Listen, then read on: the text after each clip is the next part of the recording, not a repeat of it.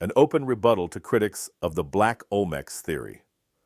The above photograph, featuring the image of George Floyd, victim of the widely publicized police killing in Minneapolis, Minnesota in 2020, provides a modern context for the Black Olmecs controversy. Incontrovertible evidence proves that ancient African navigators, represented by the Great Sphinx on the right, reached and colonized parts of Mexico and Central America, represented by the Olmec stone head, thousands of years before the arrival of Columbus, and laid the foundation of New World civilization.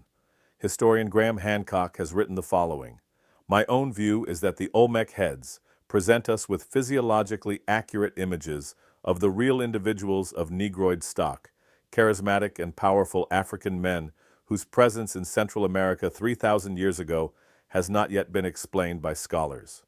Fingerprints of the gods, the evidence of Earth-lost civilization." Ever since the great Atlantic slave trade that began in Africa and extended from approximately 1526 to 1867 and involved the kidnapping, deportation, and ultimate enslavement of over 12 million black people in the Americas, the world has failed to reveal the truth about the history of people of African descent. For over 500 years now, to justify slavery and to perpetuate racism and Jim Crow, prominent figures, particularly in the Western world, have degraded black people in every possible way. In the United States in particular, early legislators declared that black individuals should be designated as 3/5 of a man. Clergymen stated that African Americans were the cursed descendants of Ham, one of the 3 sons of Noah in the Bible. White scientists insisted that black people were genetically inferior subhumans with small brains and limited mental capacity. Furthermore, once scientists discovered that ancient Egypt laid the foundation of global civilization, Egyptologists removed black people from ancient Egypt, Egypt from Africa, and Africa from world history. They began to write and teach about ancient Egypt, not in Africa, but in the Near East, the Middle East, the Mediterranean, the Orient, or even the Fertile Crescent. To reinforce their racism, white scholars of every rank and persuasion consistently stated that the ancient Africans of the Nile Valley, quote, were not Negroes. No, they were dark skinned, but they were not black, but they are not Negro. Because look at the lips of the Negroes like that and the nose like this. It's not really the Egyptian origin at all. It's different, completely different. They even ignored the original name of Egypt, which was Kemet, the Black Land, referring to the earliest people of the Nile Valley. Now that modern science has proven that the human race emerged in Africa and that black people appear to have migrated around the world and to have spread civilization from the mother continent to the far corners of the earth, recalcitrant scholars have redoubled their efforts to suppress, distort, or ignore black history and culture.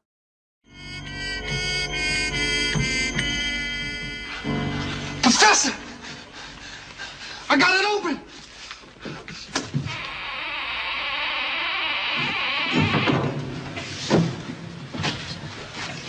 Good heavens, man! Great Scott, we've discovered the fountain of all knowledge of Egypt in the entire world. Do you realize the importance of this moment, Smedley? Yes, sir, I do. Do you see the brilliance, the untold years? I see it, sir. Sir, this is medicine. Thank you so much. Thank you, sir.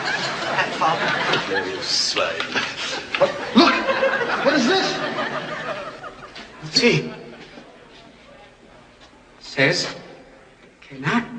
This is the elixir of life, sir. The elixir of life? The cure for all diseases. Wait, let's see here. Wait, Give it to me. The inscription on the bottom. Give it to me. Give it to me. Open at other end. Olmecs.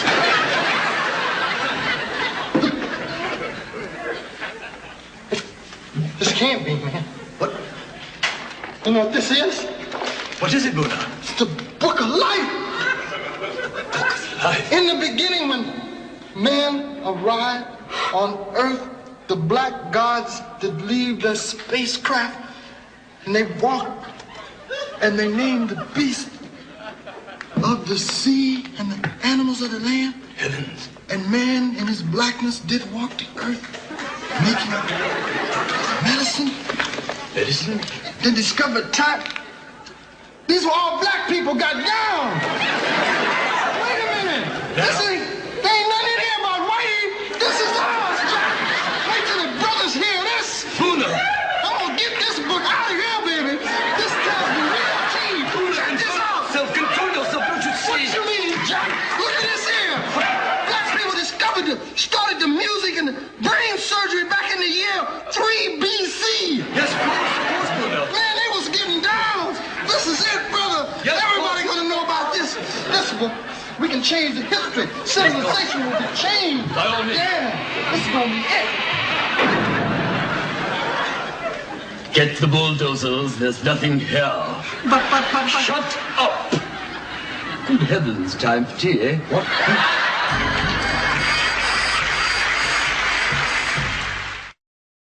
This is especially true with respect to New World studies. Traditional historians, anthropologists, geneticists, archaeologists, and others insist that there is no evidence that black people from anywhere in the world reached the Americas before Columbus. This opinion, widespread as it is pure nonsense, and the scientists who promote it are deceiving the general public. The truth is best expressed by Professor Ivan van Sertima, and I quote him here.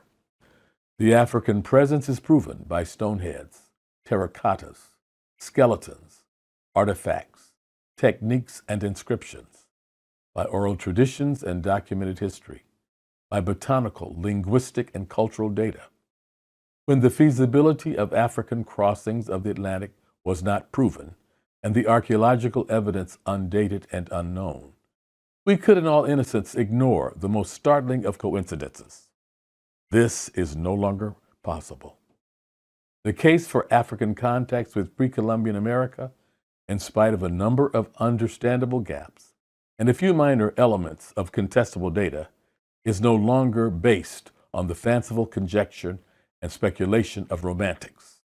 It is grounded now upon an overwhelming and growing body of reliable witnesses.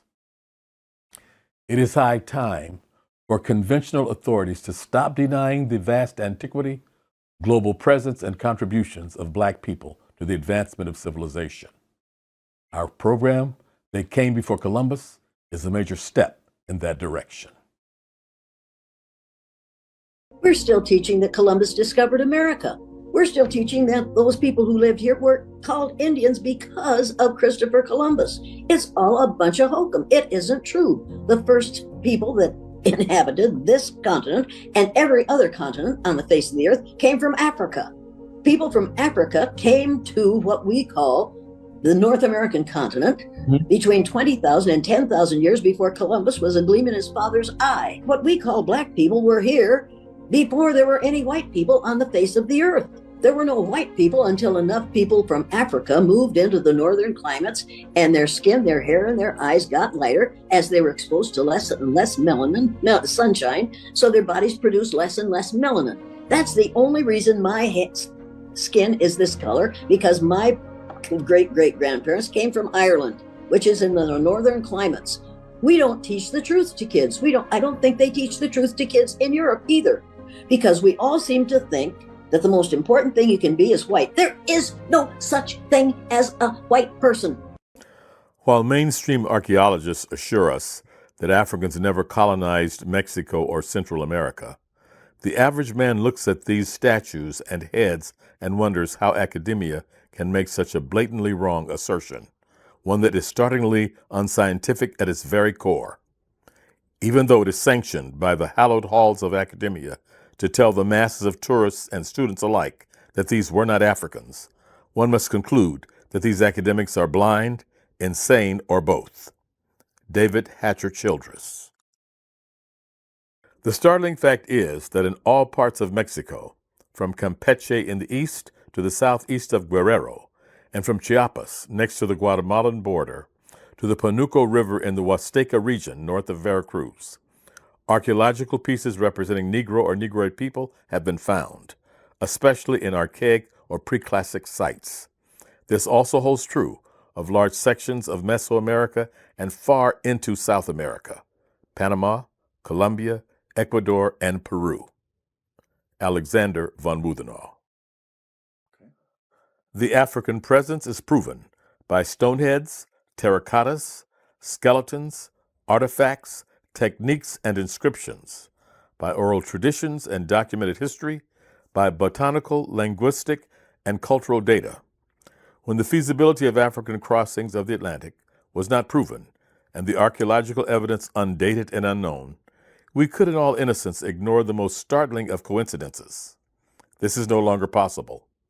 The case for African contacts with pre-Columbian America, in spite of a number of understandable gaps and a few minor elements of contestable data, is no longer based on the fanciful conjecture and speculation of romantics. It is grounded now upon an overwhelming and growing body of reliable witnesses. Ivan van Sertima. It is an embarrassing enigma because it challenges scholars and prideful nationalists to explain how people from Africa could have come to the New World not hundreds but thousands of years before Columbus, and how they could have developed, seemingly overnight, the mother civilization of Mesoamerica. To acknowledge the Olmecs and their civilization as the mother civilization of Mesoamerica means to acknowledge that they preceded that of the Mayans and Aztecs, whose heritage the Spaniards tried to eradicate and Mexicans today are proud of. Zachariah Sitchin. Any way you view it, Mexican civilization had its origin in Africa. Jose Avilacorta Calderon. My view is that the Olmec heads present us with physiologically accurate images of real individuals of Negroid stock, charismatic and powerful African men whose presence in Central America 3,000 years ago has not yet been explained by scholars. Graham Hancock. The Black began his career in America not as slave, but as master. R.A. Jarawazburi. Stop suppressing the evidence. 14 scholars and scientists who document the Black presence in ancient and medieval America.